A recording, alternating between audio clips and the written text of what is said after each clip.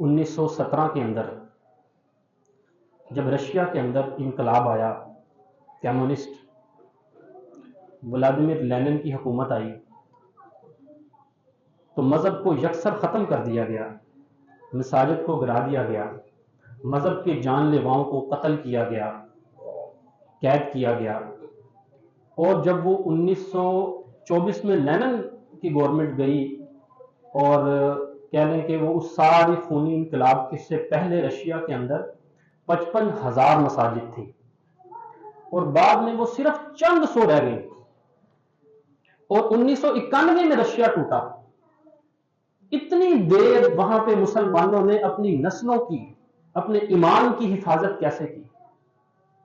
لمبی داستانیں ہیں۔ کوئی کسان کھیتوں کے اندر کتاب قرآن لے کے بیٹھا ہوتا، بچوں کو تعلیم دیتا، ساتھ کام کرتے، اور اگر گورنمنٹ کے کرندے آ جاتے تو وہ جھاڑیوں کے اندر کتاب کو چھپا دیتے۔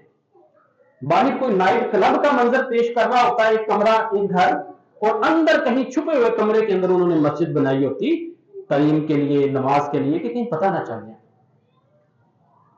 اتنے مشکل ترین حالات میں انہوں نے اپنے ایمان کی حفاظت کی۔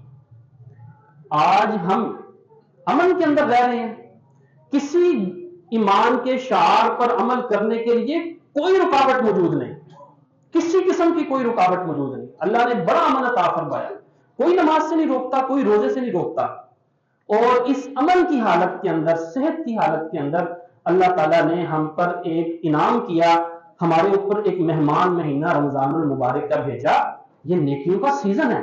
جس طرح کسی کی فصل کٹی ہو، پکی ہو کسان کی، اور اگر وہ فصل صحیح طرح سے کاٹ کے اس کو سنبھال نہ پائے تو سارے سال وہ گندم سے، اناج سے محروم رہ جاتا ہے، بالکل اسی طرح یہ اللہ تعالیٰ نے نیکیوں کا سیزن ہم پہ نازل کیا۔ اور پھر انسان کی فطرت کے اندر نا دو چیزیں ہیں جس کی وجہ سے انسان کوئی کام کرتا ہے، دو ہی چیزیں ہیں۔ ایک ہے انسان کسی ڈر یا خوف کی وجہ سے کوئی کام کرتا ہے، اور دوسرا انسان، بچوں خاموش ہو جاؤ، یہ سارے بچے، کوئی بچہ بات نہ کرے، پورے جمعے کے اندر آپ سارا الگ الگ ہو کے بیٹھو، سارے اٹھو اٹھو، الگ ہو کے بیٹھو، کوئی بچہ بات نہ کرے، خاموشی سے توجہ سے بات سنو۔ انسان کو دو ہی چیزیں ہیں جن کی وجہ سے انسان کام کرتا ہے۔ نمبر 1 کسی خوف کی وجہ سے، ڈر کی وجہ سے، یا ایک دوسری وجہ انسان لالچ کی وجہ سے کام کرتا ہے۔ اللہ تعالیٰ نے اپنے بندوں کی اس فطرت کو مد نظر رکھتے ہوئے دونوں طریقوں سے سمجھا دیا، ڈرا کے بھی، لالچ دے کے بھی۔ ڈر کیسا؟ نبی مکرم صلی اللہ علیہ وسلم فرماتے ہیں کہ جس شخص کا ایک روزہ بغیر کسی رخصت کے، بغیر کسی شرعی عذر کے ایک روزہ رہ جائے، وہ ساری زندگی رمضان کے روزے، ساری زندگی روزے رکھتا رہے، تو وہ اس روزے کا ثواب کو نہیں پہنچ سکتا۔ اتنی بڑی محرومی۔ آپ بورڈ کے امتحان جو کہ خاص وقت پہ ہوتا ہے، اگر اس بورڈ کے امتحان میں کوئی اسٹوڈنٹ اپیئر نہ ہو، پیپر نہ دے، تو وہ چاہے سارا سال استاد کے پاس بیٹھ کے اپنے سلیبس کے ٹیسٹ دیتا رہے، اس کو کوئی فائدہ نہیں ہوگا۔ ہاں، اس کو وہ علم حاصل تو ہو جائے گا، وہ اس کا فرض ادا تو ہو جائے گا، لیکن اس کو وہ میٹرک کی سند اور ڈگری جاری نہیں کی جائے گی۔ اسی طرح نبی صلی اللہ علیہ وسلم نے فرمایا، میں نے کچھ لوگوں کو دیکھا خواب میں الٹا لٹکایا ہوا، بچھیں چیری گئی، وہ رمضان میں افطاری سے پہلے روزہ افطار کر لیتے تھے، وعید بھی سنائی گئی، روزہ نہ رکھنے کی وعید بھی سنائی گئی۔ جس طرح آپ کسی کو ملازم رکھتے ہیں اور وہ مکمل تنخواہ دیتے ہیں، اور وہ اپنی ڈیوٹی کے وقت میں سو جاتا ہے، کام نہیں کرتا، آپ اس کے ساتھ کیا سلوک کریں گے؟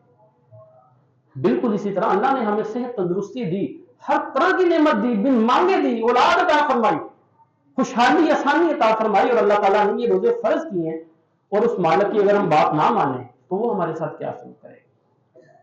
پھر دوسرا طریقہ، روزوں کی اہمیت بتائی گئی جا بجا۔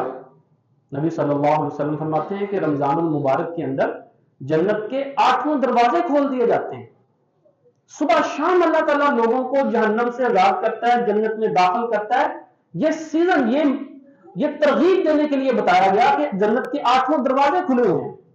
پھر اسی طرح ایک نفل نماز کا فرض کے برابر، فرض کا 70 فرضوں کے برابر اجر اور ثواب دیا جاتا ہے، اور ایک رات ایسی رکھی گئی ہے جس میں 1000 مہینوں کی عبادت، 83 سال بنتے ہیں۔ اب اس چیز کو ایک مثال سے سمجھیے۔ ہم اپنی زندگی میں جو بھی کام کرتے ہیں نا اس کام میں کچھ نہ کچھ رکاوٹیں ہوتی ہیں، ریزسٹنس ہوتی ہے. وہ ریزسٹنس، وہ رکاوٹ ہمیں وہ کام کرنے سے روکتی ہے. مثال کے طور پر اگر کوئی طالب علم ہے، اسٹوڈنٹ ہے، وہ گھر آتا ہے تو اس کو پڑھائی میں کیا کیا رکاوٹ ہو سکتی ہے. اسے نیند آ سکتی ہے، اس کا کوئی دوست بلانے آ گیا، کزن آ گیا کھیلنے کے لیے، اس نے موبائل پہ ویڈیو گیم کھیلنی ہے، وہ اس کی طرف اٹریکشن ہے. وہ پب جی کھیلتا ہے، یہ فری فائٹ گیم کھیلتا ہے، وہ اس کی طرف اٹریکشن ہے. اسے نیند آ گئی، یہ ایک رکاوٹ ہے. گھر والوں نے کوئی کام کہہ دیا، یہ ایک رکاوٹ ہے. نماز کا وقت ہو گیا جی، پڑھائی کے حوالے سے یہ اس کے لیے ایک رکاوٹ ہے. تو یہ ایک پڑھائی میں رکاوٹیں ہیں. فرض کریں اس کو نیند بھی نہ آئے، دوست احباب کھیلنے کے لیے بھی بلانے نہ آئے، انٹرنیٹ میسر نہ ہو، وہ گیم بھی نہ کھیلے، گھر والے کوئی کام بھی نہ کہیں، تو ساری ایک ایک کر کے رکاوٹیں ختم ہو گئی. اب پڑھائی کرنا اس کے لیے بڑا آسان ہے، ساری رکاوٹیں ختم. ایک تاجر ہے یا آپ نے کوئی کاروبار شروع کرنا ہے تو کیا رکاوٹ ہو سکتی ہے؟ آپ کے پاس سرمایہ نہیں ہے، آپ کے پاس اچھے ہنر مند افراد نہیں ہیں، آپ کے پاس دکان نہیں مل رہی، یہ رکاوٹیں ہیں. یہ ساری رکاوٹیں ختم ہو جائیں تو کاروبار کرنا کتنا آسان ہو جائے. اللہ تعالیٰ نے رمضان میں ساری رکاوٹیں دور کر دی. اللہ کہتا ہے سب سے بڑی رکاوٹ شیطان کو میرے بندے میں نے باندھ دیا. پھر دوسری رکاوٹ ماحول، انسان ماحول کی وجہ سے کام کرتا ہے. اللہ تعالیٰ نے ماحول بنا دیا، سارے روزے رکھ رہے ہیں، ایک مسجدیں بھری ہوئی ہیں، قرآن مجید کی تلاوت ہو رہی ہے، نماز تراویح ہو رہی ہے. اللہ تعالیٰ نے ایک ماحول بنا دیا، پوری سوسائٹی کا ماحول بنا دیا، لوگوں کے دلوں کو بدل دیا. تو جتنی رکاوٹیں تھی عمل کرنے کے اندر، اللہ تعالیٰ نے ایک ایک کر کے وہ ساری رکاوٹیں دور کر دیں، اپنی رحمت نازل کی. اب اللہ تعالیٰ کہتا ہے کہ کوئی عذر باقی نہیں رہ گیا، تمام رکاوٹیں دور ہو گئی، اب کوئی عذر باقی نہیں رہ گیا. یہی وجہ ہے کہ نبی صلی اللہ علیہ وسلم کی بد دعا ہے اس شخص کے لیے. اندازہ کریں کہ نبی صلی اللہ علیہ وسلم بد دعا کرے اس شخص کے لیے. اندازہ، نبی صلی اللہ علیہ وسلم کی بد دعا، اللہ اکبر، انسان تو ہلاک ہو گیا. نبی صلی اللہ علیہ وسلم نے بد دعا فرمائی اس شخص کے لیے جو رمضان کا مہینہ پائے اور اللہ تعالیٰ سے اپنے گناہوں کو نہ بخشوا سکے. اللہ، رمضان کا مہینہ اسے میسر ہو اور انسان اپنے گناہوں کو نہ بخشوا سکے. اللہ تعالیٰ نے ساری رکاوٹیں دور کر دی. اے میرے بندے میرے در پہ آ جا، رمضان کا مہینہ ہے، سیزن کا مہینہ ہے.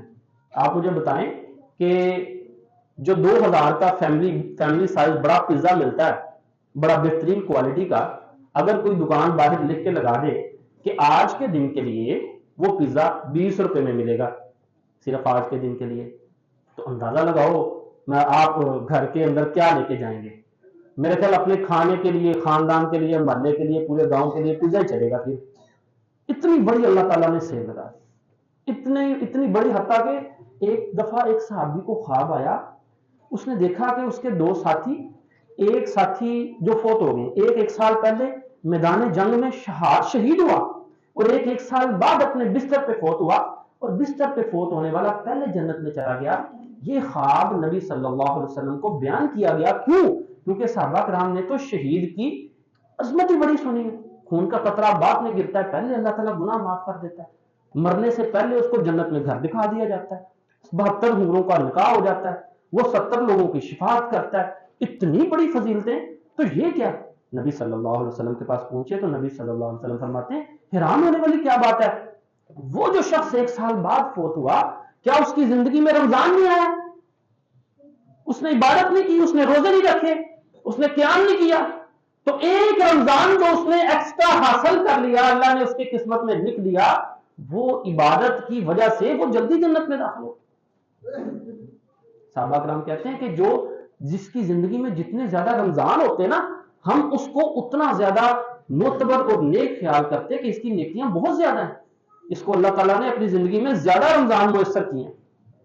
روزہ ایک ڈھال کی طرح ہے، ڈھال، جس طرح ہیلمٹ آپ کو حادثے سے بچاتا ہے، تو روزہ بھی گناہوں کے خلاف، انسان بڑے بڑے جتنے بھی گناہ ہیں، زنا، حرام کھانا، ٹھیک ہے، اور بدگوئی کرنا، زبان کا غلط استعمال، روزے کے اندر انسان کو اللہ تعالیٰ ان تمام گناہوں سے بچنے کی توفیق عطا فرما دیتا ہے. ان تمام گناہوں سے اللہ تعالیٰ بچا لیتا ہے. اور اللہ تعالیٰ فرماتے ہیں اے ابن آدم، جتنے بھی باقی کے نیکیاں نا وہ تیرے لیے ہیں، اس کا ثواب، روزہ تو نے میرے لیے رکھا ہے، اس کا ثواب بھی میں دوں گا. انسان کو سب سے زیادہ دلچسپی اس چیز میں ہوتی ہے جو چیز چھپی ہوئی ہو. اللہ تعالیٰ نے ثواب بتا دیے تمام عبادات کے. سبحان اللہ کہو گے ایسا جنت میں درخت لگے گا کہ 100 سال گھڑ سوار دوڑتا لے تو سایہ ختم نہیں ہوگا. جنت کے پھل، باغات، نعمتیں. لیکن اللہ تعالیٰ کہتا ہے کہ روزہ تو نے میرے لیے رکھا ہے، اس کا ثواب میں دوں گا. اور اللہ تعالیٰ نے ثواب بتایا ہی نہیں، بس نامہ اعمال میں روزہ لکھ دیا جائے. برٹش گورنمنٹ کا دور تھا، کراچی میں جہاز جو ان سے وہ سامان کا لدا ہوا اتر رہا ہے. مزدور رمضان کا مہینہ تھا، مزدور سامان اتار رہے ہیں، گرمیوں کا مہینہ ہے. اور عام طور پر ہم دیکھتے ہیں کہ مزدور طبقے میں روزے کے معاملے میں بڑی کوتاہی پائی جاتی ہے. تو پسینوں پسینی ہیں لوگ، اور کچھ دیر بعد بریک ہوتی ہے، سائے میں بیٹھتے ہیں، سب پانی پی رہے ہیں اور ایک بندہ پانی نہیں پیتا. وہ انگریز افیسر پوچھتا بھی کیوں نہیں پانی پیتا؟ وہ کہتا ہے جی اس کا روزہ. کہتا ہے روزہ کیا چیز ہے؟ کہتا ہے کھانا پینا اس نے چھوڑا ہوا ہے، یہ دین کے اندر ایک عبادت ہے. اچھا، وہ اس کو اٹھا کے ہاتھ پکڑ کے لے گیا چھپ کے سائڈ میں چھپر کے نیچے، اور اس کو گلاس دیا بڑا پانی کا، یہ لے پی لے، کوئی نہیں دیکھ رہا. کہتا ہے نہیں میرا روزہ ہے اللہ کی خاطر. وہ بڑا حیران ہوتا ہے کہ یار کوئی نہیں دیکھ رہا تو پی لے، اتنا منٹ والا تو کام کر رہا ہے. کہتا ہے نہیں اللہ دیکھ رہا ہے، اللہ کے لیے میں نے روزہ. اللہ ایسی عبادت ہے جو صرف خالصتاً اللہ کے لیے. یہ ایسی عبادت ہے جو ہم صرف اللہ کے لیے کرتے ہیں، اللہ کی رضا کے لیے. اللہ کی رضا کے لیے کھانا پینا چھوڑ دینا، اپنی جائز خواہشات کو چھوڑ دینا، اور اللہ تعالیٰ انشاءاللہ تعالیٰ اس کا بدلہ عطا فرمائے گا. اور اللہ تعالیٰ کبھی بھی ہمیں ضائع نہیں کرے گا، کبھی ضائع نہیں کرے گا. پھر بات کچھ اس طرح سے ہے کہ اتنی فضیلتیں سنتے رہتے ہیں، میں بھی سنا رہا ہوں، ہر سال سنتے ہیں، پھر بھی عمل میں اتنی کوتاہی کیوں ہوتی ہے؟ ایک بات یاد رکھیں کہ انسان صرف اس چیز پہ عمل کرنے کے قابل ہوتا ہے جس چیز کی اہمیت اس کے دل میں بیٹھ جائے، جس چیز سے اس کا تعارف ہو جائے. آپ بیٹھے ہوں کسی محفل کے اندر اور کوئی 2-3 معززین تشریف لائیں، آپ کو تعارف نہ ہو، آپ رسمی سا سلام کریں گے، وہ بیٹھ جائیں گے، آپ اپنے موبائل کی طرف متوجہ ہو گئے. اچانک آپ کو کوئی تعارف کرواتا ہے کہ یہ اس علاقے کا DCO ہے، MNA ہے، MP ہے، کوئی وزیر ہے، فوراً آپ سیدھے ہو جائیں گے، کپڑے سیدھے کریں گے، موبائل جیب میں ڈال لیں گے، آپ کا رویہ ہی بدل جائے گا. تعارف کے بعد آپ کی اس کے ساتھ گفتگو، آپ بڑے اچھے طریقے سے بات سننا شروع کر دیں. تو جب کسی کا تعارف ہو جاتا ہے، پہچان ہو جاتی ہے، پھر انسان کا رویہ بدلتا ہے، تو ہمیں دراصل تعارف ہی نہیں ہوا کہ اللہ تعالیٰ نے کتنی بڑی نعمت ہمارے اوپر نازل کی، کتنی بڑی نعمت نازل کی. کچھ انصار صحابہ نبی صلی اللہ علیہ وسلم کے پاس تشریف لائے، انہوں نے نبی صلی اللہ علیہ وسلم کی تبوک کے اندر کرامات دیکھی ہوئی تھی. تو نبی صلی اللہ علیہ وسلم آپس میں میٹنگ کی کہ جا کے کہتے ہیں کہ یا رسول اللہ، مدینے کے اندر جو خشک سالی ہے، یہ جو پہاڑ خشک بنجر پڑے ہیں، اللہ سے دعا کریں ان کے اندر نہریں ہوں، پانی ہوں، اور اللہ تعالیٰ ہمیں پانی میسر کرے، پانی کی کمی تھی. نبی صلی اللہ علیہ وسلم کے پاس پہنچے، نبی صلی اللہ علیہ وسلم نے انصار کو ویلکم کہا، خوش آمدید کہا، اور نبی صلی اللہ علیہ وسلم فرماتے ہیں انصار کی جماعت سے مانگو، کیا مانگتے ہو میں تمہیں اللہ سے لے کے دوں گا. اللہ اکبر، اتنی بڑی آفر ہو گئی کہ مطالبہ لے کے آئے ہیں، اور نبی صلی اللہ علیہ وسلم آگے سے فرما رہے ہیں مطالبہ سننے سے پہلے مانگو، کیا مانگتے ہو؟ اللہ سے لے کے دوں گا. اللہ اکبر. فوراً صحابہ کرام علیحدہ ہوئے، مشورہ کیا کہ بھئی یہ اتنا بڑا پیکج ہمیں دیا جا رہا ہے، اور فوراً مطالبہ سب نے یک زبان، یا رسول اللہ اللہ سے دعا کریں اللہ ہمیں جنت عطا فرما، اللہ ہمیں جنت عطا فرما دے. اس دنیا سے ہم نے کیا لینا؟ اس دنیا کے نہریں، باغات، نعمتیں، گھر، بنگلے، جائیداد، چلتی گاڑیاں ہیں، وہ فلک بو سے مارتے ہمارا دماغ نہ خراب کر دیں. اس مختصر زندگی میں کیا لینا؟ صحابہ کرام کہتے ہیں یا رسول اللہ جنت. اللہ کے نبی دعا کرتے ہیں انصار کو، یا اللہ جنت دے، ان کو معاف فرما، ان کو برکتیں عطا. اللہ ہماری سوچ ہی چھوٹی ہے. ہم نے کیا مانگنا اللہ سے؟ اللہ سے مانگو. وہ لطیفہ بنا ہوا ہے، فقیر کے پاس فرشتہ آ گیا، بتاؤ بھی 3 خواہشیں تمہاری پوری ہوں گی. کہتا ہے پہلی خواہش ہے بہت بڑا محل بن جائے، 1000 کمرے کا محل بن گیا. دوسری خواہش ہے اس کے اندر امیر کبیر لوگ آ کے رہنے لگ گئے، لوگ رہنے لگ گئے. تیسری خواہش ہے کہ اس کے گیٹ کے اوپر کھڑا ہو کے میں اکیلا مانگوں، کوئی دوسرا نہ آئے. اتنی چھوٹی ہماری سوچ ہے. اللہ تعالیٰ کی ذات اتنی بڑی ہے تو اس ذات کے مطابق مانگو. نبی صلی اللہ علیہ وسلم فرماتے ہیں کہ جب بھی اللہ سے مانگو جنت الفردوس کا سوال کرو. اللہ تعالیٰ نے ہمیں مہینہ عطا فرمایا, سیزن نیکیوں کا, اس کے اندر ہم اللہ تعالیٰ نے صلاحیت دے رکھی ہے. یہ آج 20 تاریخ ہے, یہ 14 تاریخ کا غالباً واقعہ, 14 فروری کی بات ہے مجھے پتا ہے. میں یہ ہاؤسن کالونی میں وہ کچھ ٹھیلے کے اوپر کھڑے ہوتے ہیں, چپس بیچ رہے ہوتے ہیں مغرب کی نماز کے وقت. میں اس شخص نوجوان کے پاس, میں کہا جلدی جلدی یہ 3 رول رکھ دو پلیٹ کے اندر, اذان ہو رہی تھی. کہتا جی آپ کا روزہ ہے. میں نے کہا نہیں میرا روزہ نہیں ہے, میں ابھی رمضان کی تیاری کر رہے ہیں. وہ کہتا میں نے اس وجہ سے پوچھا شاید شبان کے اندر بھی لوگ روزہ رکھتے ہیں تو آپ نے رکھا ہو. میں نے کہا نہیں شبان میں نے کوئی روزہ نہیں رکھا. کہتا میں نے تو رکھے ہیں 10-12 روزے. ماشاءاللہ. پھر مجھے بتانے لگا کہ میں نے ایک دفعہ رمضان میں روزہ رکھا ہوا تھا, کام پہ میں کھڑا تھا تو بے ہوش ہو گیا. آنکھ کھلی تو سامنے وہ ڈاکٹر, مجھے نام نہیں یاد, DHQ میں ڈاکٹر میرا جونیئر ہی تھا, تو وہ ڈاکٹر میرے سامنے, وہ کہتا بھی ہاں بھی روزے دارو کیسے ہو. تو میں بڑا حیران ہوا کہ مجھے بتائیں ہم میں سے کبھی ہم بے ہوش ہوئے روزے کی وجہ سے یا کام کی سختی کی وجہ سے؟ اللہ تعالیٰ نے صحت عطا کی ہوئی ہے, اور کم از کم کبھی زندگی میں ایک دفعہ بھی ہمارے اوپر یہ معاملہ نہیں آیا ہوگا کہ روزے کی وجہ سے کبھی کوئی بے ہوش ہو جائے. تو لوگ اتنا سخت کام کرنے والے, اللہ تعالیٰ کی توفیق ہے, اللہ تعالیٰ توفیق عطا فرماتا ہے, اور لوگ اس عبادت کو کر گزرتے ہیں, اور یہ خالصتاً اللہ کی توفیق ہے, توفیق کے بغیر کچھ نہیں.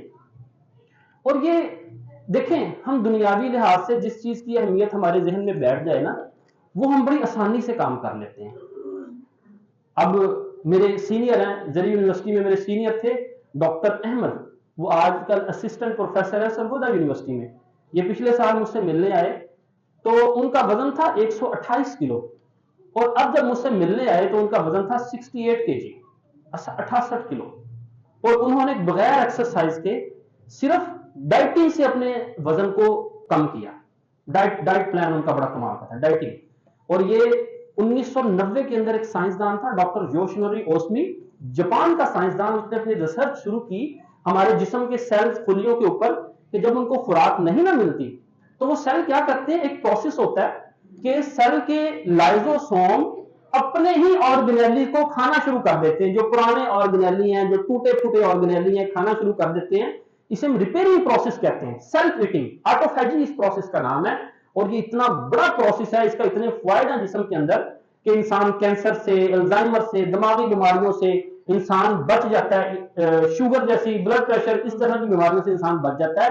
یہ جسمانی فوائد ہے. اور ڈاکٹر یوشنوری اوسمی کو 2016 میں اس ڈسکوری, اس آٹوفیجی کی ڈسکوری پر نوبل انعام دیا گیا. نوبل انعام, دنیا کا سب سے بڑا انعام. آپ دیکھ لیں, جو بہت سارے ایکٹرز ہیں اور جو پڑھے لکھے سلجھے جو جانتے ہیں وہ ڈائٹنگ کرتے ہیں, 16 گھنٹے ڈائٹنگ کرتے ہیں. کیوں؟ انہیں پتا ہے کہ اس سے ہماری باڈی صحت مند رہے گی, تندرست رہے گی. تو ہمیں ایک جسمانی یقین جانے ہم جسمانی فائدے کے لیے کرتے ہی نہیں ہیں. روزہ جسمانی فائدے کے لیے ہم نے رکھنا ہی نہیں ہے.